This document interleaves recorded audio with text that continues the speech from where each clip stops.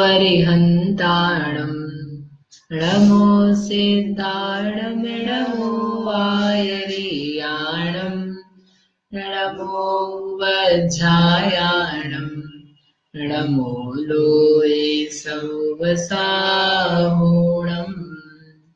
मोक्षमार्गस्य नेतारं वेत्तारं कर्मभूभृता ज्ञातारं विश्वतत्त्वानां वन्दे तद्गुणलब्धे।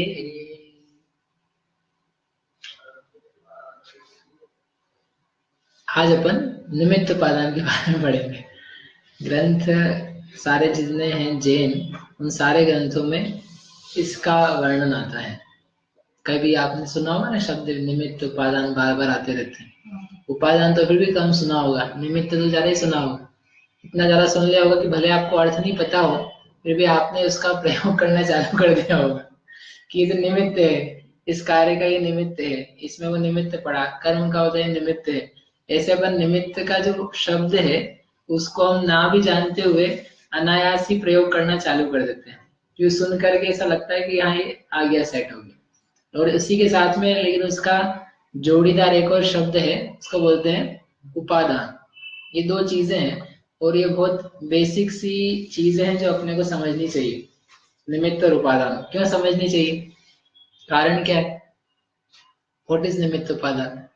तो अपन समझेंगे, हमको पता होगा तो आते का वास्ते लेकिन फिर भी हमको समझना क्यों चाहिए, तो उसका थोड़ा विचार करने के लिए लिखा है कि निमित्त उपादान यानी बेसिकली कारण कार्य व्यवस्था है कि संसार में जो भी कार्य होते हैं वे कार्य होते कैसे हैं। कोई कार्य को होने के लिए सामग्री चाहिए, बिना सामग्री के कार्य नहीं हो सकता है। कार्य मतलब कुछ भी कार्य, हमने ताली बजाई तो ताली क्या है? एक कार्य है। बोलना, हिलना, गर्दन इधर से इधर करना, हाथ हिलाना, रखना, रोटी बेलना, खाना, बचाना, ये सब क्या है? कार्य। मतलब कार्य के लिए वही नहीं जो अपन समझते हैं। क्या कार्य?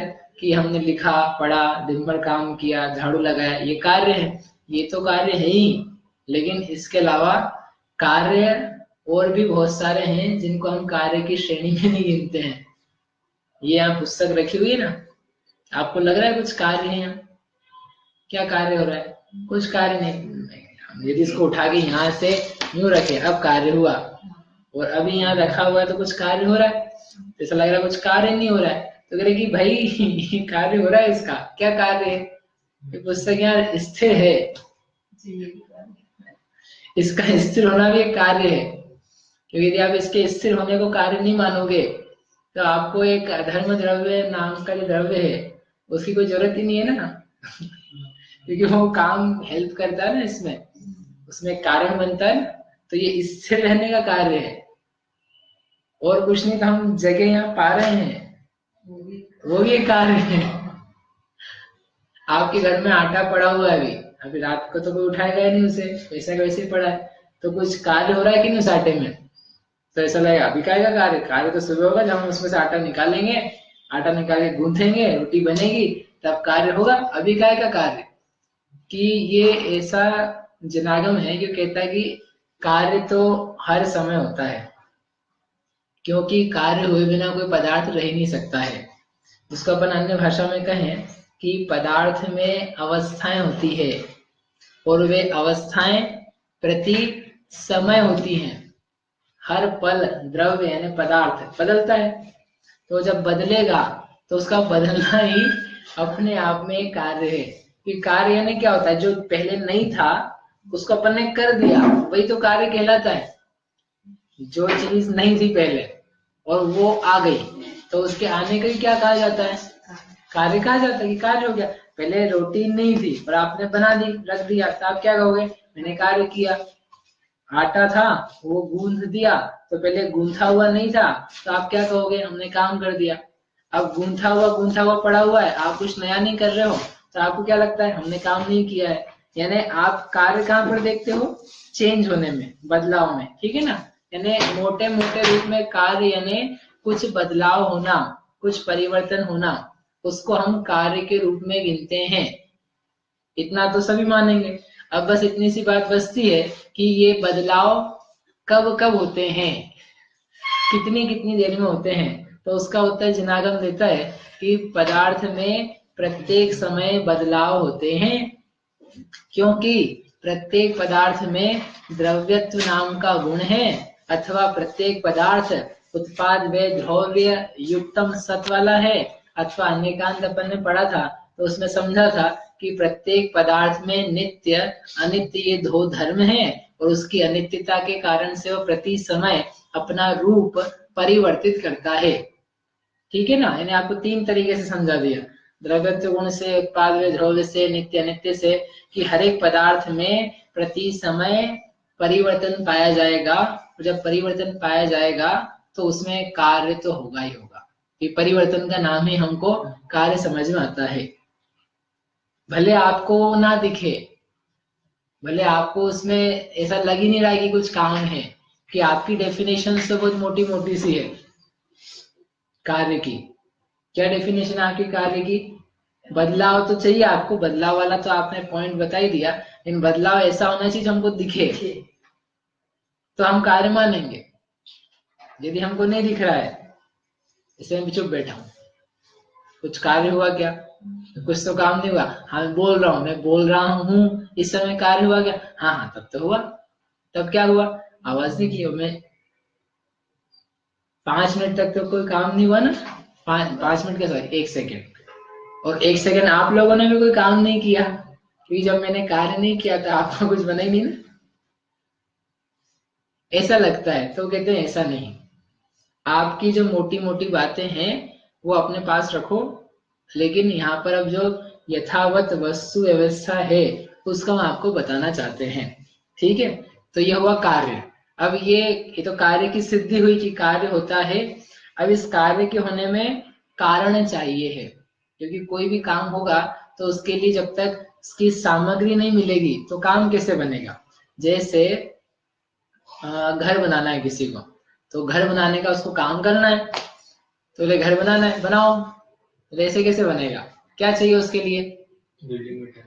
बिल्डिंग मटेरियल चाहिए, और जगह चाहिए जगह चाहिए, और मजदूर भी चाहिए, मजदूर चाहिए, और पैसा चाहिए, और नक्शा किस टाइप का बनाना है, नक्शा भी चाहिए, इंजीनियर चाहिए, पानी चाहिए, बिजली चाहिए। यानी ये सब सामग्री आदमी सोचता है ना कि मुझे इस जगह पे बनाना है, तो इस जगह बनाना है, तो इसके लिए धन कितना लगेगा, इसको बनाएगा कौन, इंजीनियर कौन होगा, ठेकेदार कौन होगा, मजदूर मिलेंगे कि नहीं मिलेंगे यहाँ के। मैंने तो सोच लिया बनाना है, लेकिन इस कार्य के लिए सहकारी कारण एक मजदूर रूप है, तो वो आदमी आएगा कि नहीं आएगा। मालूम पड़ा मैंने तो सोचा बियाबान जंगल में कि यहाँ घर बनाऊंगा तो बढ़िया ठंडी हवा आएगी गर्मी में, वो मैं सोच लिया मैंने तो बनाना है। अब मजदूर लाऊं वहां पे, मजदूर को जाने के लिए तैयार नहीं है, इतना अंदर जाएगा कौन। तो यानी आप उस कारण सामग्री का विचार करते हो, जो आपके कार्य आपने जिनको समझ रखा है उनकी कारण सामग्री, हेल्पफुल चीजें जो हैं उस कार्य को संपन्न करने के लिए, उनका विचार करते हो।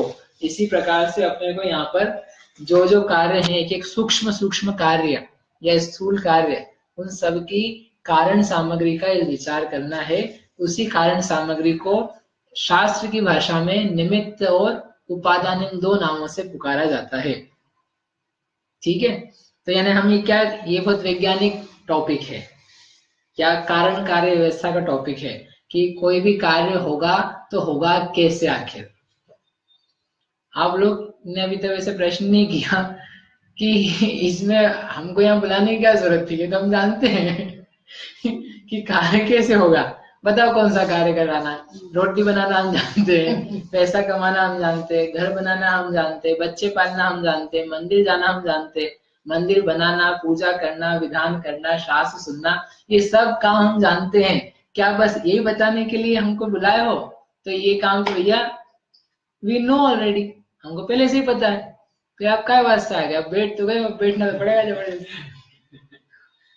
कि हम करते तो हैं, ये जानते भी हैं, लेकिन फिर भी हमको पता नहीं है, या लौकिक चीजों में तो कदाचित फिर भी पता हो, कि इसमें कौन सा सामान कितना महत्वपूर्ण है, कौन सा कम महत्वपूर्ण है, और उसके अनुसार अपन वो जुटाते हैं। लेकिन जो अपना आत्महित है वो भी एक कार्य है कि नहीं? आत्मा का हित करना, अपने आत्मा को जानना, अनुभवना, ये काम है कि नहीं? कार्य है ना, अभी तक नहीं किया और होना चाहिए वो कार्य। तो उस कार्य के लिए क्या क्या सामग्री सहायक है और क्या क्या सामग्री सहायक नहीं है, तो अपन सहायक सामग्री को तो ग्रहण करें और जो बेकार की सामग्री इसको दूर करें। यानी ये समझने से अपने को जो ग्रहित अज्ञान है, मिथ्यात्व वगैरह है, वो सब इससे निकल जाता है। क्यों? क्योंकि हम उस कारण सामग्री को स्वीकार करेंगे जो मेरे आत्महित में हेल्पफुल है, और वो कारण सामग्री जो हेल्पफुल नहीं है और विपरीत है, दोनों प्रकार की, सुधार करेंगे। जैसे सिंपल सी बात है, रोटी बनाना है आपको, तो आप क्या करोगे? रोटी बनाना है आपको, तो आपको चालू कहाँ से करोगे? कि जो उसकी सहायक सामग्री इकट्ठा करो। क्या क्या सहायक सामग्री है? आटा, नमक, बेलन, चकला, तवा, परात, पानी, गैस, चूल्हा, सिगड़ी, एक कोई बनाने वाला, ये सब उसकी सहायक सामग्री है। एक बच्चा और लिया, बच्चा होगा तो बन जाएगी। कि बच्चा हो कि नहीं हो उसका कोई मतलब नहीं है, बच्चे के कारण से रोटियां नहीं बनती है, ये सहायक नहीं है। तो फिर एक काम करें, रुपया पैसा लिया, रुपया पैसा नहीं, यदि सामग्री नहीं है तो रुपया पैसा बन सकता है साधन, लेकिन वो नहीं है। दाल चावल लिया, दाल चावल का रोटी के से क्या संबंध है? दाल चावल है, वो रोटी नहीं है। तो यानी हम क्या करते हैं, उतना लेते हैं और उसके अलावा जो कुछ एक्स्ट्रा दुनिया भर की चीजें हैं उनको छोड़ देते हैं। कितना सा काम हो जाता है इतना सा जानने पर। एक कार्य के होने में सहकारी साधन क्या है, मूल साधन क्या है, ये जानने पर दुनिया की अनंत चीजों से हम बच जाते हैं। आपने लक्ष्य निर्धारित किया कि मुझे इंजीनियरिंग का कार्य करना है, तो इससे पता है क्या लाभ हुआ आपको? क्या लाभ हुआ? तो दुनिया भर के accounting, arts, business, BBA, doctor, IAS, IPS, CA, CS, geography वाला आदमी, हिस्ट्री वाला आदमी, वो सारी चीजें आपने दूर कर दी एक झटके में। कैसे झटके में दूर कर दी? इंजीनियरिंग का कार्य, उसकी सहायक सामग्री, इंजीनियरिंग कॉलेज और तत्संबंधी पढ़ाई है। सीए, सीएस वाली किताबें उसकी सहायक सामग्री नहीं है। ऐसे तो करते हैं ना, हर चीज में आप लगा सकते हैं। तो अपने को यहाँ बहुत महत्वपूर्ण काम करना है। कौन सा? सम्यक दर्शन ज्ञान, चारित्र का, रत्नत्रय का, आत्महित का। तो उसके लिए भी तो आपको सोचना पड़ेगा कि सहायक सामग्री क्या है, मूल सामग्री क्या है। क्योंकि अपने साथ में अपन इतने नहीं, हर व्यक्ति के साथ समस्या ये है कि वो उद्धार तो करना चाहता है अपना, वो प्रयास भी करता है, लेकिन बिना सामग्री का विचार किए कूद जाता है। धर्म के क्षेत्र में कूद दिया मतलब तो अपना उद्धार हो ही जाएगा। भाई ऐसा थोड़ी ना है कि तुम आटे के डब्बे में कूद जाओगे तो रोटी मिल जाएगी। आटे के डब्बे में कूदोगे, उसमें हाथ पैर भी मारोगे, तो उससे कोई रोटी नहीं मिलने वाली। आप पहुंचे सही जगह हो, आटे से रोटी बनती बराबर है, लेकिन बाकी सामग्री और उस सामग्री का भी कैसा परिणमन, कैसे यूज करना, वो सब भी तो चाहिए। और गलती से तुम आटे के डब्बे की बजाय किसी और में डूब गए, तब तो फिर और ही क्या कहना, उल्टी जगह पहुंच गए। इसलिए बहुत जरूरी है, बहुत आवश्यक है, समझने के लिए आवश्यक है कि आगम में जो वाक्य कहे जाते हैं वो कोई निमित्त की दृष्टि से कहे जाते हैं, कोई उपादान की दृष्टि से कहे जाते हैं, और अपने को नहीं समझ में आता है तो अपन कंफ्यूज होते रहते हैं। कि कभी वो कहते हैं कि कर्म के उदय से जीव संसार में घूमता है, और कभी आचार्य कहते हैं कि कोई कर्म घुमाता नहीं है तो खुद घूमता है। हम क्या करें? क्यों जी, हम क्या करें, हम क्या समझें इस बात को? कर्म के उदय से आप संसार में भ्रमण कर रहे हो कि आप अपने अज्ञान से भ्रमण कर रहे हो? किस कारण से? अज्ञान से। कर्म के उदय से थोड़ी ना कर रहे हो, वो भी है। तो वो भी है, तो 50% कर्म के उदय से और 50% अपने अज्ञान से। तो आपके कर्म के उदय ने 50% घुमाया, तो आधा तो वही मुक्त करेगा आपको। तो उसको आप दिया बत्ती लगाओ कर्म के उदय को, कि गलती तो उसकी है ना। बताओ क्या स्थिति, अभी तो आप नए भी पढ़ चुके हो, 100% कर्म के उदय से घूम रहे हो और 100% अपने अज्ञान से घूम रहे हो। लेकिन इतना अंतर है, एक निमित्त का कथन है, एक उपादान का कथन है। और नए की भाषा में कहें, एक असद्भूत का कथन है और एक सद्भूत का कथन है।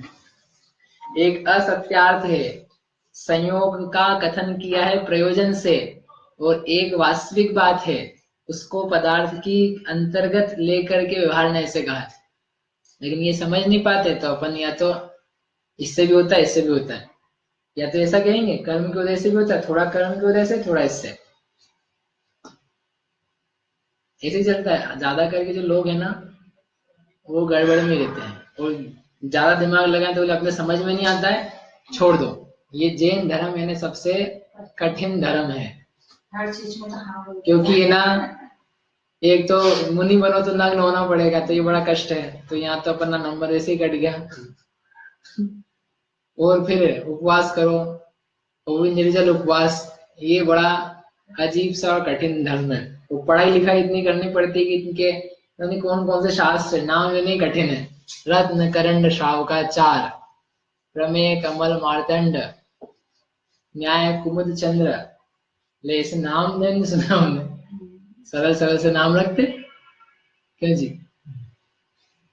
बड़ा कठिन है, तो आदमी छोड़ देता है। कठिन वठिन वो नहीं है जैन धर्म, कठिन तुम्हारी बुद्धि है, आपकी नहीं।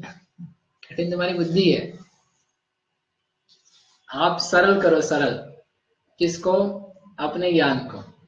रज्जु अपन नहीं है, इसलिए बाकी चीजें कठिन लगती है। अपन सरल बन जाओ तो दुनिया सरल रहती है, और अपन कठोर मायाचार में हो तो सारी दुनिया टेढ़ी लगती है। मायाचारी व्यक्ति होता है ना, वो दूसरे को भी क्या समझता है, ये जो बोल रहा है इसमें कहीं गड़बड़ तो नहीं। जैसे जो दुकानदार मिलावट कर करके बेचते हैं ना, अब वो बेचारा सामान लेने जब भी बाजार में जाएगा, तो उसको जब भी वो लेगा ना, उसको संदेह बना रहता है कि इसमें मिलावट तो नहीं। आप जाओगे ना, आपको नहीं होता संदेह, क्योंकि आपको लगता नहीं कि कोई करेगा। आप नहीं करते ना मिलावट, आपको नहीं लगता है, लेकिन जो करता है उसको, अब वो जितनी चीजें बाजार में लेने जाएगा, भले वो कपड़ा लेने जाए कि वो फल लेने जाए, उसको लगेगा इसमें कुछ मिलावट तो नहीं है, ये कम तो नहीं तोल रहा है, इसने ज्यादा दाम तो नहीं लगा लिए।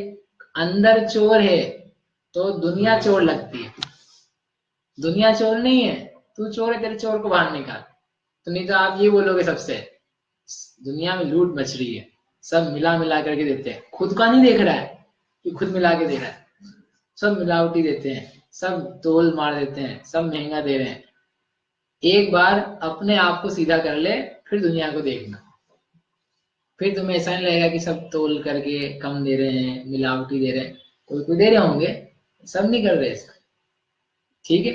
तो इसलिए जिन धर्म कठिन नहीं है, लेकिन हम जो उसके विषय हैं, उनके जो टर्म्स हैं, उनको समझ जाए तो अपने को बराबर बनेगा। तो जो कर्म के उदय से घूमा, कि अज्ञान से घूमा, इसमें एक निमित्त है, निमित्त से कहा जा रहा है, एक उपादान से कहा जा रहा है। तो हमको उस समय समझने की जरूरत है कि कौन सी बात किस अपेक्षा से कही गई, ठीक है। निमित्त से जो बातें कही जाएंगी ज्यादातर, वे सब कौन से नए में जाएगी, व्यवहार में तो जाएगी। कौन से व्यवहार में जाएगी, है निमित्त है ना, तो असद्भूत की सद्भूत, सद्भूत हो जाएगी ना निमित्त, असद्भूत। दूसरे के, क्योंकि हम क्या कहेंगे, निमित्त ने भी अपन ने पढ़ा नहीं, अभी करते हैं, बाहर की चीज है। कर्म के उदय से जीव भ्रमण कर रहा है, कौन सा नए,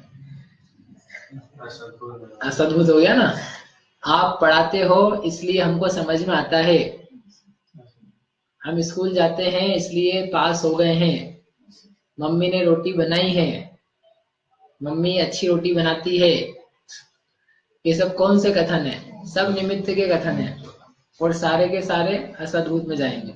अभी आप घबराना नहीं कि अभी समझे नहीं, उसके पहले पूछने लगे, लेकिन ये चीज ऐसे चलेगी ना, इसकी रीजनिंग कि हम पढ़ क्यों रहे हैं, हमारी आवश्यकता क्या है पढ़ने की, निमित्त उपादान की कारण सामग्री कार्य की हमको समझ में आ जाए तो उससे हम फिर उस सामग्री को प्राप्त कर सकते हैं, कार्य कर सकते हैं, जिनवाणी को समझ सकते हैं। अपना आत्महित भी एक काम है, इसको करने के लिए हमको इसमें मूल सामग्री क्या चाहिए है, सहायक क्या चाहिए है, उसकी पहचान से फिर बाकी को दूर कर ले, समझ में आ जाएगी सब बातें। फिर अपन चक्कर नहीं खाएंगे, समझने में फिर अपने को दिक्कत नहीं हो सकती। जितनी बातें अपन ने पढ़ी ना अभी तक, नए प्रमाण, अनेकांत, स्याद्वार और ये निमित्त उपादान, ये बहुत बेसिक मतलब जिनागम का बेस है। यदि आपको जैन धर्म समझना है और इन बातों का आप समझ करके बिठा लो, सेट कर लो, तो फिर आपको प्रवचन कोई सा भी हो तो समझ में आ जाएगा, वो सही समझ में आएगा, बिल्कुल जो जिस अपेक्षा से कहा जा रहा है। और इस प्रकार की दो चार चीजें वो सीख लिया आपने, आपको दिक्कत नहीं आएगी कहीं भी। कारण का मतलब वजह? वजह नहीं, कारण यानी होता है, अभी अपन बढ़ते ही रहे, चालू करते हैं यहाँ से। कारण, आपने कहा ना कारण कार्य व्यवस्था, तो कारण होता है जिससे कार्य बनता है, तो इसलिए क्या लिखा है, कार्य की उत्पादक सामग्री को कारण कहते हैं। किसे कहते हैं कार्य? कारण, कार्य की उत्पादक सामग्री को कार्य किसे कहते हैं? बोलो, कार्य किसे कहते हैं? ये बताया ना, कार्य किसे कहते हैं? जो बदलाव है, परिवर्तन है, वही कार्य है। यानी एक वस्तु, उस वस्तु में जो अवस्था बनी है, वो अवस्था जो है वो अपने आप में एक कार्य है। उस कार्य को हम देख करके पूछ रहे हैं कि ये कार्य हुआ कैसे। जैसे आपके हाथ में रोटी तैयार है, तो वो क्या है? एक कार्य है। हम पूछ रहे हैं कि ये रोटी रूपी कार्य हुआ कैसे है, तो उसके जो कारण है, उस कारणों को हम यहाँ कारण के रूप में लिख रहे हैं। रोटी रूपी कार्य, उसकी उत्पादक सामग्री क्या है, वो पैदा कैसे हुई, वो बनी कैसे, कैसे मतलब प्रोसेस, हाउ नहीं पूछ रहे हैं, उसमें जो मटेरियल लगा है या जो उसमें और सहायक कारण लगे हैं, जिसमें कि मूर्तिक अमूर्तिक बहुत सारे पदार्थ आ सकते हैं, उन सब बातों की हम बात कर रहे हैं, जो दृश्य भी हो सकते हैं, अदृश्य भी हो सकते हैं। आपको भले ना दिखे, लेकिन यदि वह उस कार्य के होने में किसी प्रकार से कारण बन रहा है, तो हम उसको भी गिनेंगे, एक को भी नहीं छोड़ेंगे। तब तो अपन कहेंगे अपन ने पूरी समझी बात को, कार्य हुआ कैसे। क्योंकि होता क्या है, कार्य होता है, अपन सब नहीं जानते हैं सारे कारणों को, तो एक व्यक्ति उस कारण का स्वामी बन जाता है, कार्य का स्वामी बन जाता है, मैंने किया मैंने किया। तो जो कर्ता बुद्धि है ना, वो तेज हो जाती है, और ये उपादान निमित्त समझ ले तो कर्तृत्व बुद्धि जो है वो ढीली पड़ जाती है। जो पीछे अपन ने वो लिखे ना अभी, हेतु पढ़ने के लाभ या जो भी है, उसमें ये है एक और पॉइंट कि निमित्त उपादान को समझे बिना जो अपना अहंकार है कार्यों को करने का, वो तेज रहता है, बड़ा हुआ रहता है, और आप समझ लो तो वो अहंकार ढीला पड़ जाता है। कैसे पड़ जाता भी आएगा, ठीक है। आप ध्यान रखना, लाभ कैसे घटित होंगे, पूछना आपकी कैसे हुआ, कैसे पढ़ने के बाद समझ में आए। कारण, कारण किसे कहते हैं भाई साहब? कार्य की उत्पादक सामग्री को कारण कहते हैं। उसी को फिर और समझाने के लिखा, जिसके बिना कार्य ना हो। दो प्रकार के कारण कहे जाते हैं, समर्थ कारण और असमर्थ कारण। जैसे ये बैग है, तो ये बैग रोटी बनाने के लिए कारण है कि नहीं है?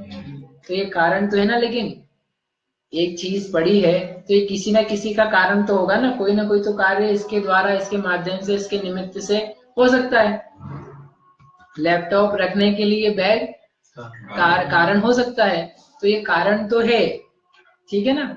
लेकिन ये कारण, जिस कार्य की हम बात कर रहे हैं, उसके लिए समर्थ नहीं है, उसके लिए कैसा है? असमर्थ। किसी और काम के लिए होगा। अभी हमारी बात काय की चल रही है? उस कार्य की। जैसे आपका GSITS कॉलेज है यहाँ पर, इंजीनियरिंग कॉलेज, तो वो इंजीनियरिंग कॉलेज सीए की डिग्री प्राप्त करने के लिए कारण है कि नहीं है? है? बहुत बड़ा कॉलेज है, बहुत मान्यता है, पूरे विश्व में नाम है उसका, तो वो कारण है कि नहीं है? कि वो कारण सीए के लिए तो रत्ती भर भी नहीं है। तो क्या कहेंगे, सीए बनने के लिए इंजीनियरिंग कॉलेज समर्थ कारण नहीं है, असमर्थ कारण है। तो क्या फिर बिल्कुल बेकार है, बंद कर दे उस कॉलेज को, ताला लगवा दे उसके ऊपर कि आप कारण नहीं हो, असमर्थ हो आप। तो कि भाई असमर्थ तो है लेकिन किस बात के लिए, तो बताओ सही हमको, सीए के लिए। हाँ, लेकिन हमने कहा ही नहीं हम उसके लिए, इंजीनियरिंग के लिए वो यूजफुल है, एक कारण है, तो उसको बोलेंगे समर्थ कारण। समझ में आई बात। तो कारण के दो प्रकार, समर्थ असमर्थ। और ये जो हमने यहाँ पर लिखी नीचे वाली लाइन और ये वाली, ये सारी किस किस कारण को ध्यान में रख करके लिखी है, समर्थ कारण। जो कार्य हम चाहते हैं उस ही कार्य की जो उत्पादक सामग्री है उसको कारण कहते हैं, और उसके बिना कार्य नहीं हो सकता है। कार्य होने के लिए वो सामग्री चाहिए है।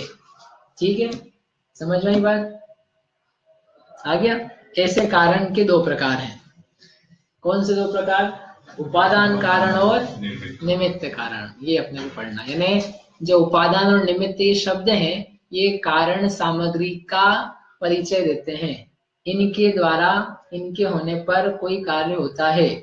उपादान भी आवश्यक है और वहां निमित्त भी आवश्यक है। दोनों का क्या कैसा रोल है वो अपन आगे अपन समझते जाते हैं, है ना। निमित्त मतलब सर अभी तक तो ये मालूम था कि निमित्त ही एक कारण होता है, जैसे कि आ, जैसे मैं यहाँ पे आया क्लास तो मेरे आने में गाड़ी निमित्त हुई या गाड़ी कारण, तो मतलब अभी तक तो ऐसा ही समझते थे कि कारण इज इक्वल्स टू निमित्त, तो वो एक ही पार्ट हुआ कारण का, ऐसे उपादान भी वो भी कारण। हाँ, इनका कहना है कि हमने यही सुना या समझा हुआ है कि जनरली निमित्त कारण इस कार्य का ये निमित्त है, निमित्त निमित्त के ऊपर ही बात करते हैं। तो वो निमित्त कारण तो एक टाइप है, और उसी कार्य आपके गाड़ी से यहाँ तक आने में निमित्त भी रहा और उपादान कारण भी रहा, क्योंकि यदि ये दोनों नहीं होंगे तो कार्य किसका कहेंगे। निमित्त अकेला, गाड़ी अकेली खड़ी रहेगी, चल के खुद तो नहीं आएगी, तो उसके लिए साथ में उपादान भी चाहिए। दोनों का सबका अपना अपना जैसा जैसा लगेगा। चलाने वाला जो गाड़ी वो रहेगा वो उपादान है। अभी इतना जल्दी नहीं पहुंचा, अपन करते हैं उसका उसी को समझना है। लेकिन ये दो कारण चाहिए, और दो कारण में से आप एक को ही मानते हो तो आप अधूरा मानते हो। इसलिए दोनों, ये दोनों ही कारण है। उपादान भी कारण है कार्य के लिए और निमित्त भी कारण है कार्य के लिए। दोनों का वेटेज कितना है वो वेटेज अपने को समझना है, और अपन कितना वेटेज देते हैं वो अपने को समझना है कि हमारा मानना वो कितना कैसा है और वस्तु स्थिति क्या कैसी है। ठीक है। तो अब ये क्या है इनका स्वरूप, वो अपन पहले पढ़ते हैं उपादान कारण। वो सरल है। उपादान कारण यानी जो पदार्थ स्वयं कार्य रूप में बदले परिणमे उसे उपादान कारण कहते हैं।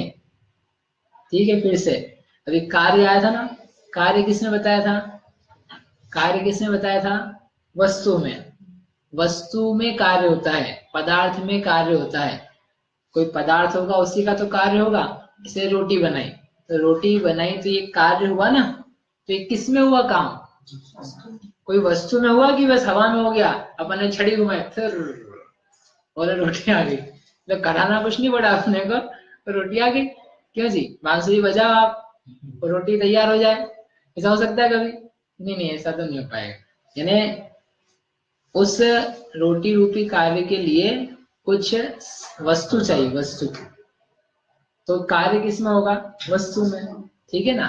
तो यहाँ पर उसी वस्तु की बात कर रहे हैं कि जो वस्तु, जिस कार्य की हम बात कर रहे हैं उस कार्य का एनालिसिस कर रहे हैं। तो जो पदार्थ है स्वयं उस कार्य रूप परिणाम में, जिस कार्य की मीमांसा हम कर रहे हैं, एनालिसिस कर रहे हैं, उसमें जो वस्तु स्वयं कार्य में कन्वर्ट हुई है, कार्य में नहीं, कार्य में कन्वर्ट हुई है, उस वस्तु को बोलते हैं उपादान कारण। जैसे एग्जाम्पल दिया है वो सरल सा, घट यानी घड़ा, मिट्टी का घड़ा बनाया, कुम्हार ने बनाया।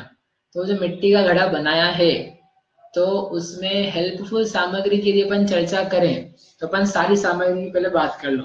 मिट्टी का घड़ा बनते हुए देखा कभी? नहीं देखा तो भी कल्पना में लिया मिट्टी का घड़ा कैसे बनता है, कुम्हार रहता है, मिट्टी रहती है, सब। तो अब मुझे बताओ, आप बताइए भाई साहब, कि मिट्टी के घड़े को बनने के लिए क्या क्या सामग्री चाहिए है। सबसे पहले तो मिट्टी की आवश्यकता मिट्टी चाहिए, बहुत बढ़िया।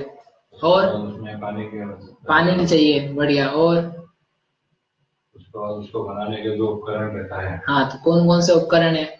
उसका चाक रहता है जिसमें वो घुमाता है, तो चाक चाहिए। और एक डंडा चाहिए, डंडे से हिलाता है, हाथ से तो खुद हिलाएगा नहीं, डंडा चाहिए, 4। और कुम्हार चाहिए, 5, बढ़िया।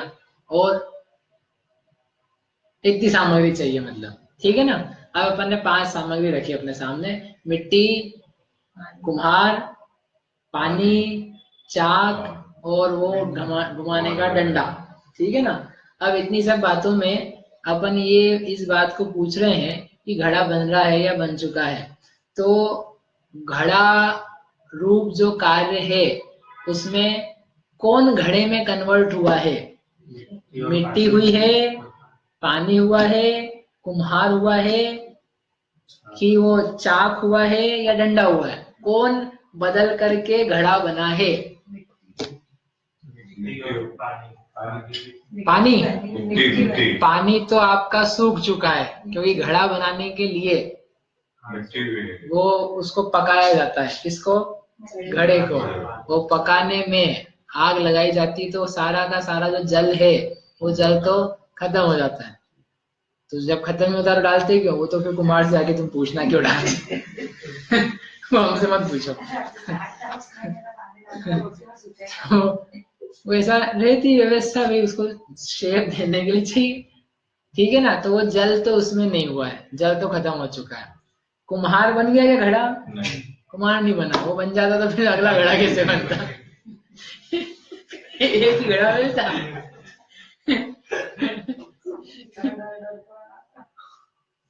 तो क्या वो चाक? तो क्या वो डंडा? नहीं। तो क्या वो मिट्टी? हाँ, मिट्टी जो है वो घड़े में बदली है। ये प्रसिद्ध उदाहरण है शास्त्र का कि कुम्हार ने घड़े को बनाया है कि मिट्टी ने घड़े को बनाया है। पूरे समय साल में आपको घट, कुम्हार, मिट्टी मिलेगी नहीं, शास्त्र में मिट्टी मिलेगी ऐसा नहीं मतलब उदाहरण में आपको मिट्टी मिट्टी मिलेगी हर जगह। तो वही उदाहरण यहाँ लिया है कि घट रूप कार्य। कार्य समझ में आ गया ना? वो कार्य है, वो कार्य के अपन ने कारणों की थोड़ी मीमांसा करी। इनमें से क्या एक भी पदार्थ के हुए बिना वो घड़ा बन सकता था? नहीं बन सकता। मिट्टी चाहिए, पानी चाहिए गीला करने के लिए, घुमाने के लिए चाक चाहिए, डंडा चाहिए। कुम्हार में तो कुम्हार की पत्नी हो या कोई मशीन हो, मतलब एक व्यक्ति ऐसा जो उसको काम करे। आप कह सकते हो कि कुंभकार के बिना ही बन सकता है, तो वो बन सकता है मानते हैं, लेकिन कुंभकार के जैसा कोई व्यक्ति तो होना चाहिए। भले वो चेतन हो चाहे अचेतन हो, वो हमें चलेगा, but somebody should be there that can shape it, जो उसको जैसा हाथ लगा के देता है। वो कोई भी हो सकता है, वो बच्चा भी हो सकता है, लेकिन हम हर उस व्यक्ति का नाम क्या रखेंगे? कुंभकार। क्योंकि कुंभकार मतलब किसी का नाम नहीं रखा है। कुंभकार का मतलब क्या है? कुंभ को कार यानी करने वाला। तो जो करे, मशीन करे तो उसका नाम कुंभकार है, बच्चा करे उसका नाम कुंभकार है, स्त्री करे उसका नाम कुंभकार है। क्योंकि अपनी पुरानी परिभाषा ना, आप बोलोगे ये फिट नहीं हो रहा है, कुंभकार फिट नहीं होएगा, क्योंकि आपने क्या बोला? जिसके बिना कार्य ना हो उसे कारण कहते हैं। तो कुंभकार के बिना तो हो सकता है, वो तो बच्चा भी हो सकता है, मशीन भी हो सकती है, रोबोट भी हो सकता है। तो आप झट से खड़े हो जाओगे, वही नहीं वैसे कि कुंभकार के बिना बन सकता है। हम कहते नहीं बन सकता है, बिल्कुल नहीं बन सकता है। कुंभकार यानी वह व्यक्ति जो उसको शेप देता है, वह पदार्थ जो उसको शेप देता है। वो आपको कोई ना कोई तो रखना पड़ेगा। आप मिट्टी रख दो, पानी मिला दो, मिला क्या दो? पानी मिलाने के लिए भी कुंभकार चाहिए। पानी रखो और चाक रखो, डंडा रखो, बोलो देखो कुंभकार तो अपन साइड में बैठे हैं, करो बनाओ। तो कैसे बनेगा? यानी चाहिए ना एक और व्यक्ति, कुंभकार के बिना नहीं बन सकता है। तो वो कारण में हमारे फिट हो जाता है कि ये पांचों चीजें उस घट रूपी कार्य के लिए चाहिए है, ठीक है। अब अपन वापस अपनी बात पे आ जाते हैं। किस बात पे? उपादान पे। तो उपादान में क्या लिया? जो स्वयं कार्य रूप परिणाम है। इन 5-6 चीजों में से अपन ने घड़े मिट्टी को कह दिया ये है उपादान कारण। ठीक है, बस इतने उपादान कारण है जो स्वयं कारण रूप परिणाम है। ठीक है, अब मैं आपसे पूछता हूँ, रोटी बनाई आज आपने, ठीक है, अब रोटी के मुझे कारणों को बताओ और उसमें उपादान बताओ। आटा, नमक, पानी, तवा, चकला, बेलन, गैस और आप खुद आपने 8 चीजें गिना दी।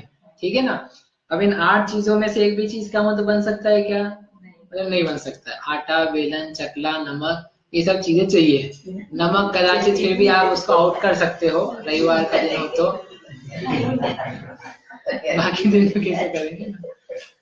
लेकिन मतलब वो एक ऑप्शनल जैसी है, लेकिन फिर भी अपन रख लेते हैं कारण के रूप में कि ये सब खाए, वो नहीं रहता तो आदमी खाता नहीं, तो ये सब चाहिए है ना। तो अब इन सब 8, 9, 10 कारणों में उपादान कारण किसे कहोगे आप? क्यों कहोगे आटे को? तो आपने क्या करा है, तो वो अभी हम बाद में बात करेंगे आपने क्या करा है। लेकिन ये बात सही है कि आटा स्वयं रोटी में बदला है, इसलिए हम क्या कहेंगे, आटे को ही उपादान कारण कह सकते हैं। क्योंकि जो हम 2 बातें देख रहे हैं ना, उपादान निमित्त, उसमें इस परिभाषा में तो केवल एक ही चीज फिट हो रही है, जो पदार्थ स्वयं कार्य रूप परिणाम है उसे उपादान कहते हैं। और एक कार्य को देखा अपन ने, कार्य को विचार किया, तो विचार करने पर हर कार्य में एक ही उपादान कारण मिलेगा आपको, ये ध्यान रखना। You take any one function, कोई भी एक कार्य एक अकेला लो आप, तो उसमें आपको उपादान कितने मिलेंगे? एक। यदि आपके उपादान के 2 उत्तर आ रहे हैं, इसका मतलब या तो आपने कार्य गलत ले लिए 2-3 और उसमें आप निकाल रहे हो, या फिर आपने उपादान ठीक से नहीं खोजा है। ठीक है ना। तो जब रोटी बनती है तो वो आटा रोटी में होता है कन्वर्ट, तो महिला के हाथ भी तो लगते हैं उसमें, तो लगते हैं कि नहीं? तो हाथ भी तो रोटी रूप होता होगा है। यदि हाथ रोटी हो जाए तो फिर दूसरी रोटी नहीं मिलेगी, एक रोटी में काम पूरा हो जाएगा।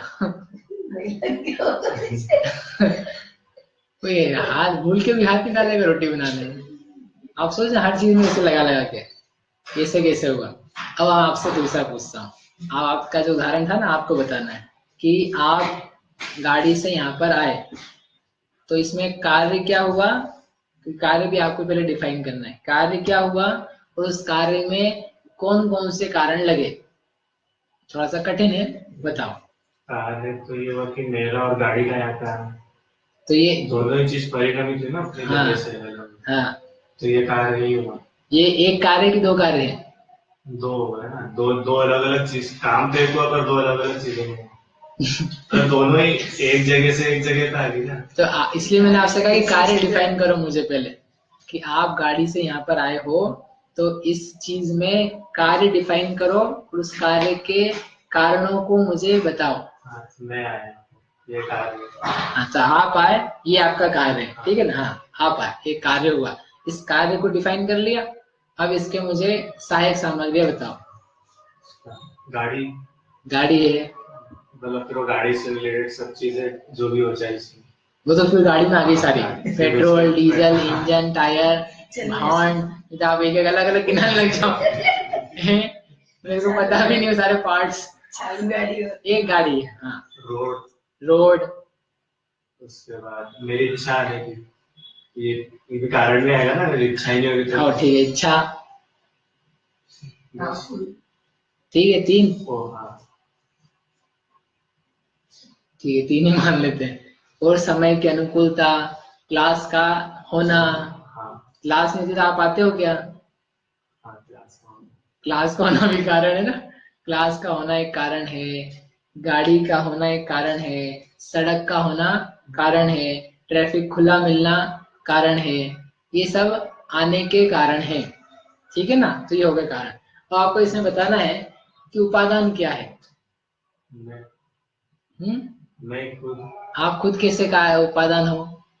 क्योंकि क्लास में काम कार्य था, क्लास में आने का, मतलब यहाँ पर आने का कार्य था। हाँ तो यहाँ तक तो फाइनली आया तो नहीं ना, जैसे जो भी रोड थी, रोड का जो कारण थी, हाँ रोड की जगह हाँ गाड़ी कारण थी, तो गाड़ी भी नीचे ही। नीचे थे कि मैं पूछता आपसे कि बेटा तुम आए हो तो उसमें उपादान क्या है, तो फिर तुम गाड़ी तुम्हारे साथ में थी उस समय, रोड भी वही थी, तब आप क्या बोलते कि तीनों उपादान है। नहीं तो क्लास में आना कारण था ना, तो क्लास में तो मेरे को याद था, गाड़ी और रोड को तो क्लास से क्या। ठीक है, हमको समझने के लिए थोड़ा खोलने का प्रयास करें। तो आए आप ही हो, दूसरे भी आए हैं तो वो उनका काम है। हम इसलिए हमने पहले क्या डिफाइन करवाया था, कार्य। कार्य डिफाइन करे बिना आप उपादान निमित्त ढूंढोगे तो इधर उधर उलझ जाओगे, क्योंकि आप बोलोगे कार्य ये है कि हम आए, मैं गाड़ी से आया, तो ये गाड़ी का भी कार्य हुआ, मेरा भी कार्य हुआ, अब इसका ढूंढो, तो फिर तुम दो उपादान लाओगे या एक उपादान लाओगे दो कार्यों का, वो भी गड़बड़ होगा। इसलिए एक कार्य निकालो, दो के कार्य मत देखो। गाड़ी भी आई है, आप या तो फिर ये कहो गाड़ी वहां से यहाँ आई ही एक कार्य है, ये एक अलग काम है, तो इसके हम कारणों की मीमांसा करेंगे। और आप कह रहे हो मैं यहाँ वहां से यहाँ आया हूँ घर से, तो ये एक काम है, इसकी मीमांसा अलग करेंगे। ठीक है, सड़क है अपने आप में, सड़क है लंबी चौड़ी बनी हुई, ये एक अलग काम है, ये क्यों बनी है, किन कारणों से बनी, इसकी मीमांसा अलग करेंगे। इच्छा हुई मेरी, ये एक अलग कार्य है, इसकी अलग मीमांसा करेंगे। तो अभी तो हम इतना सा हमने कार्य सेट किया, वहां से यहाँ तक आए, तो इस आने में गाड़ी, सड़क, पुलिस, इंस्पेक्टर नहीं था रास्ते में, ये सब कारण बने। ठीक है, तो इसमें उपादान क्या निकल के आया कि जो व्यक्ति खुद कन्वर्ट हुआ है कार्य रूप में, यानी वहां से यहाँ आने के कार्य के रूप में जो स्वयं बदला है, उस बदलने वाले व्यक्ति का नाम क्या है, उपादान। हरचेश नाम नहीं उसका, तो नाम क्या है, उपादान। ठीक है, समझ में आ गया। ठीक है, अब एक आप बताओ, फिर अपन आगे पढ़ेंगे। कि आपने नोटबुक में भी नोट्स लिखे, ठीक है, लिखे ना, तो इसमें कार्य क्या है और उस कार्य के कारण कौन कौन से हैं। कार्य तो लिखना होगा। हाँ, कार्य आपने मान लिया लिखना होगा, ठीक है। कार्य पेन है, डायरी है, कुछ और मतलब कुछ लिखने के लिए, कुछ वाक्य लिखने के लिए, वाक्य आपके विचार आए, ठीक है। बस जो बोला किसी ने, हमको भी रख लो थोड़ा सा। आपने जो बोला जो बोला वो भी है, आंखें देख रही है, सुनाई दे रहा है, समझ में आ रहा है, ये सब क्या क्या हो गए कारण। क्योंकि आपको नहीं समझ में आता तो आप लिख पाते नहीं, आपको अ आ इ ई उ लिखना आता है, ये भी एक कारण है। आप स्वस्थ हो, ये भी एक कारण है। आपके हाथ कांप नहीं रहे हैं, ये भी एक कारण है ना, एक कारण। ठीक है, हो गया। तो ये अपन ने लिखना जो है, अब ये थोड़ा सा सूक्ष्म है, तो आप ये बताओ लिखने में आप क्या समझ रहे हो, हाथ चलाना वाला लिखना समझ रहे हो कि नीचे जो लिखा हुआ है उसको आप कार्य बना रहे हो, ये बताओ मुझे। नीचे जो लिखा है उसको कार्य, यानी जो कॉपी में लिखा जा रहा है वो कार्य है हमारे सामने, उसके लिए लीड, पेन, कॉपी, शब्द, बुद्धि, ज्ञान, विचार, का ज्ञान, ये सब कारण है। ठीक है, अब आप ये बताओ कि इसमें उपादान क्या है? कौन सी इंक, जो पेन में है वो कि जो कॉपी पे है वो?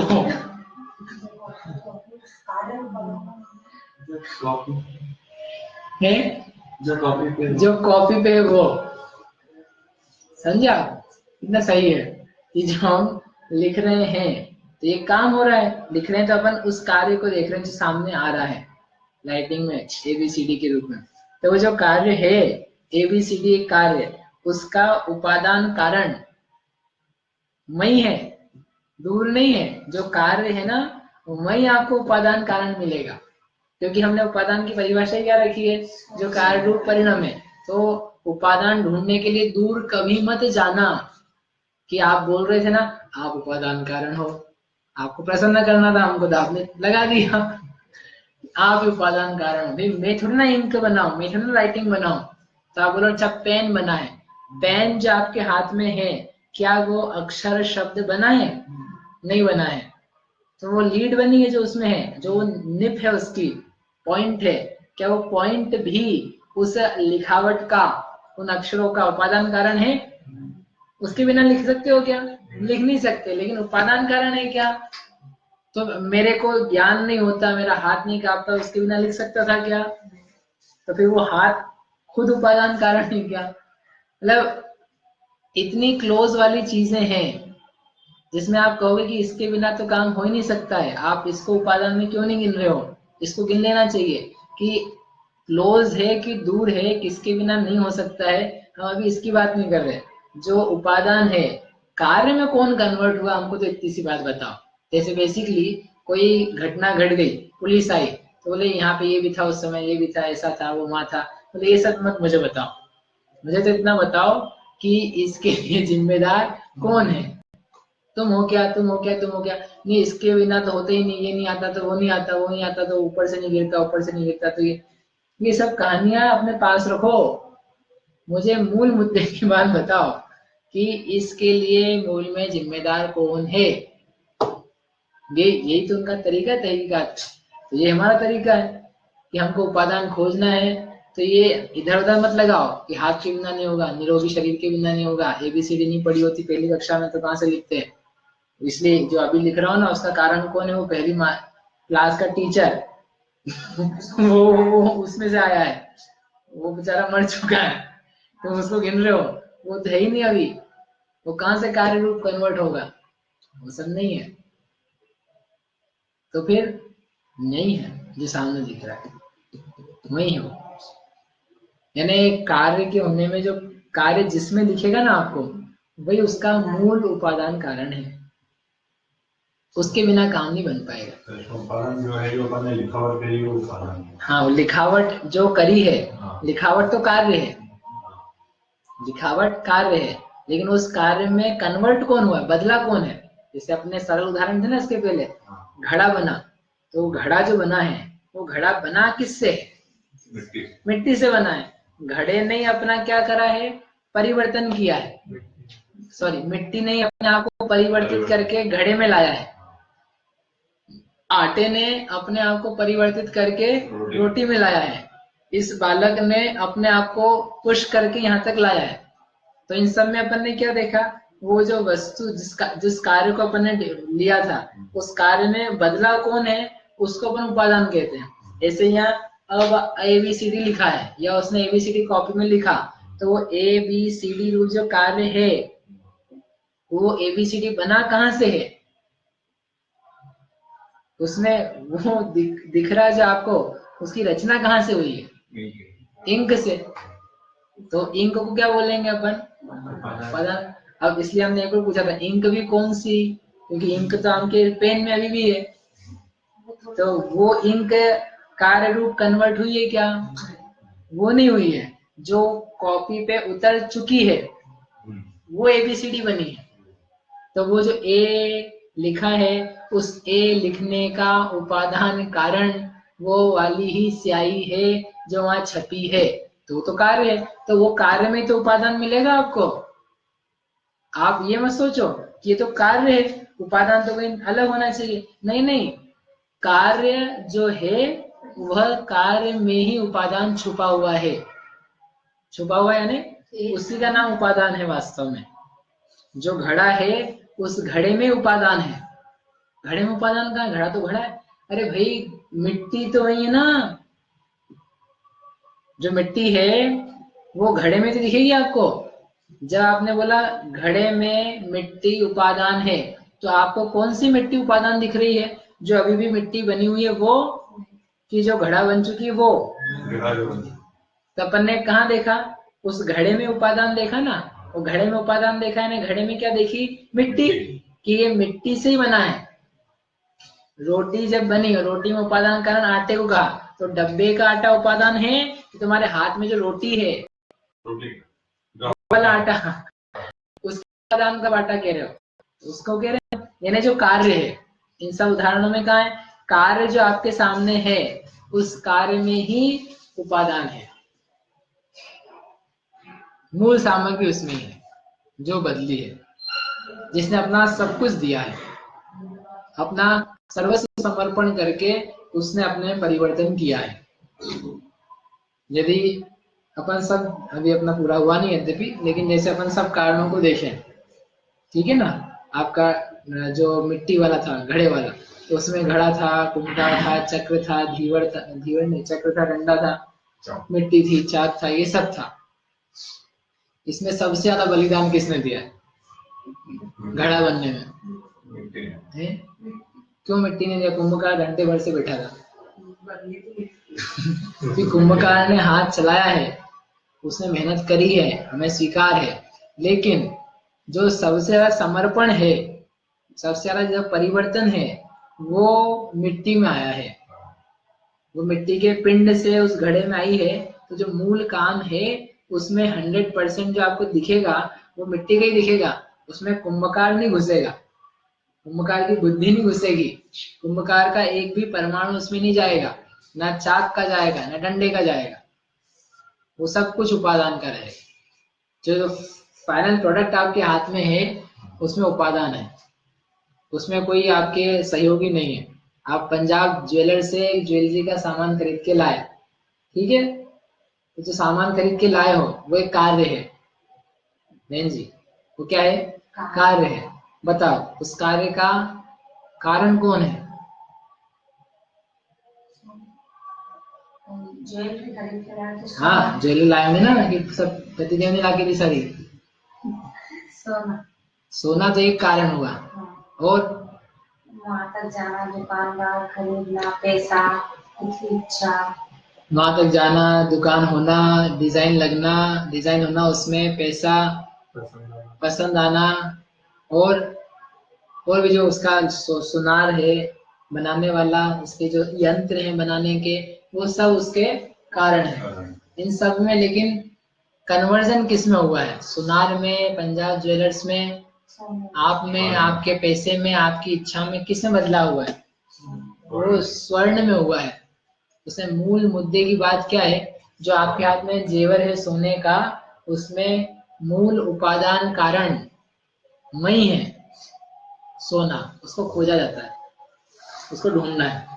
अभी लौकिक बातों में तो अपने को फिर भी समझ में आ जाता है।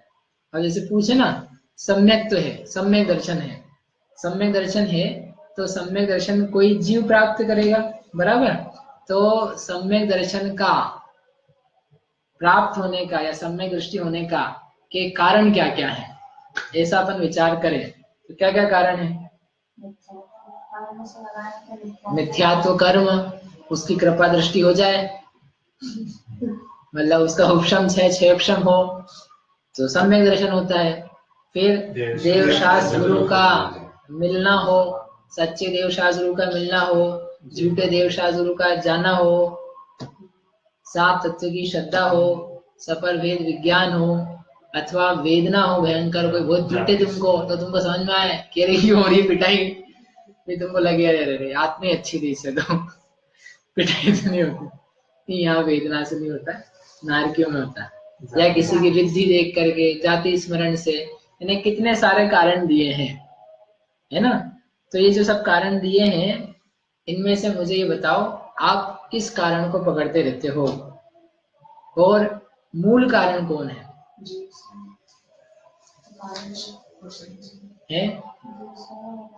अभी पकड़ की बात अपन निमित्त आएगा तब करेंगे। अभी तो इतना है कि सम्यक दर्शन के लिए इतने सारे कारण आपको बताए, इसमें उपादान कारण कौन है? बोलो बहन जी। मिथ्यात्व का जाना वो उपादान कारण है। मिथ्यात्व में दो चीजें होती है, एक तो होता है मिथ्यात्व कर्म, और एक होता है मिथ्यात्व जीव का भाव। आप कौन सा मिथ्यात्व लेना चाहते हो? जीव का भाव। मिथ्यात्व है जीव का भाव, उसका चला जाना, वो उपादान कारण है, क्योंकि मिथ्यात्व रूप जो भाव है वही कन्वर्ट हुआ है। एक अपेक्षा से उत्तर सही है। अभी अपन को इसके भेद पढ़ेंगे ना, उपादान कारण के, अनंतर पूर्व क्षणवर्ती पर्याय, तत्समय की योग्यता वगैरह, तो आ जाएगा। लेकिन अभी उतने सूक्ष्म में नहीं जाकर के क्या कहेंगे, वो जो जीव है, जिस जीव को सम्यक दर्शन हुआ है, तो वो सम्यक दर्शन में कन्वर्ट कौन हुआ है? जीव हुआ है कि कर्म हुआ है? जो जीव का भाव है वो खुद पैदा हुआ ना जीव में, तो वो कर्म था, कर्म नहीं बदला है। सम्यक दर्शन में कर्म में परिवर्तन हुआ है, लेकिन कर्म सम्यक दर्शन बना है क्या? नहीं बना है। देव, शास्त्र, गुरु ये सम्यक दृष्टि बने हैं क्या? ये नहीं बने हैं। कोई वेदना सम्यक दर्शन बनी है क्या? वो नहीं बनी है। जाति सम्यक दर्शन बना क्या? वो नहीं बना है। किसी की रिद्धि का दर्शन, ये सम्यक दर्शन बने हैं? नहीं। तो कौन बना है सम्यक दृष्टि? ये जीव बना है। तो जब जीव जो पहले नहीं था सम्यक दृष्टि, अब बना, यानी जीव वास्तव में सम्यक दर्शन का उपादान कारण है। ठीक है। अब हम जो कह रहे थे कि हमको सम्यक दर्शन यदि प्राप्त करना है तो हमको किस पे ध्यान देना चाहिए? जीव पे भी देना चाहिए, या जीव पे ही देना चाहिए। तो अपन सम्यक दर्शन के नाम पे जीव पे ध्यान कितना देते हैं और इधर उधर ध्यान कितना देते हैं? जो मूल कारण है उसका, उस पे कितना ध्यान है? व्रत, तप, पूजा, उपवास, विधि विधान, इन सब पे शायद ध्यान हो, लेकिन जो जीव था, मतलब काम तो मुझ में होना है, मेरा तो नाम ही नहीं ले रहे। देवशास्त्र के श्रद्धान का नाम ले रहे हैं, लेकिन जीव का नाम नहीं लेना चाहते। कई लोग तो ऐसे हैं जो आत्मा का नाम नहीं लेना चाहते और मोक्ष जाना चाहते हैं। आत्मा नहीं सुनना चाहते, लेकिन चाहते क्या है? मोक्ष हो जाए। क्योंकि ये कैसे होएगा? ये ऐसी बात है कि आटा तो हम लेना नहीं चाहते हैं, आटा तो रखते नहीं है, और खाएंगे रोटी आटे की। बोले आप क्या बात कर रहे हो? हमने भाई को बुला लिया, जोरदार भाई है, अच्छी रोटी बना दे, गैस, तवा, बेलन, चक्का सब है। अभी देखो बन बन के आएगी छम छनाचन, देखता हूँ मैं ये जाती है। चाहते रोटी है, लेकिन आटे को घृणा की निगाह से देखते हैं। चाहते मोक्ष है, लेकिन मोक्ष जिसकी स्थिति है, मोक्ष जिसमें होता है, जो मोक्ष का उपादान कारण है, उसको आप देखने नहीं चाहते, उधर समझने नहीं चाहते। नाम आ जाता भाग जाओ, जैसे भूत का नाम ले लिया, आत्मा तो आत्मा होती है, आत्मा लोग भटक रही है। ये कैसी बातें कर रहा है? इसलिए उपादान निमित्त समझना जरूरी है कि भाई जिसमें काम होना है उसको तो आपको रखना पड़ेगा ना, उसकी तो मदद लेनी पड़ेगी ना। आटे के बिना रोटी कैसे बनेगी? तो यहाँ पर समझे निमित्त भी आवश्यक है। दोनों का क्या बैलेंस है कि कार्य बिना कारणों के नहीं होता, और उन्हीं नहीं होने, मतलब जिसके बिना नहीं होता उसमें निमित्त भी शामिल है, उसके बिना नहीं होगा। ये बात अपने को समझ में आएगी ना, तो जो एक एक पक्ष के एकांत हैं वो अपने दूर हो जाए। क्योंकि एक पक्ष क्या कहता है? निमित्त से कुछ होता ही नहीं है, निमित्त की कोई जरूरत भी नहीं है। और एक पक्ष कहता है निमित्त ही सब कुछ करता है, उपादान में क्या दम है, निमित्त से होता है सबका। ये दोनों ही एक्सट्रीम्स पे खड़े हुए लोग हैं, एक इधर खड़ा है, एक इधर खड़ा है, और सच्चाई दोनों तरफ नहीं है, सच्चाई बीच में है। तो अपने को बीच की तरफ आना है। तो ये अपन ने आज उपादान पढ़ा है, अगली बार अपन निमित्त के बारे में पढ़ेंगे। आप एक एक होमवर्क के रूप में उदाहरण लिख के लाना, एक कार्य अपने मन से, ये कार्य जो उसको छोड़ के, कार्य है, इस कार्य सहायक कारण ये है और इसमें उपादान ये है। ठीक है। जैसे निमित्त कारण अपन ने बोला कि व्यवहार में आ जाएगा, निमित्त कारण व्यवहार में नहीं आएगा। निमित्त को लेकर के जो कहा जाएगा उस वाक्य ज्ञान का नाम रहेगा असद्भुत व्यवहार। और उपादान को लेकर के जो आप कहोगे वह सद्भुत व्यवहार भी हो सकता है, वह निश्चय भी हो सकता है, डिपेंडिंग कि आप किस रूप में कह रहे हो। ठीक है, ऐसा समझ। जा वाणी के ज्ञान ते सूझे लोकालो, सो वाणी मस्तक नवो सदा।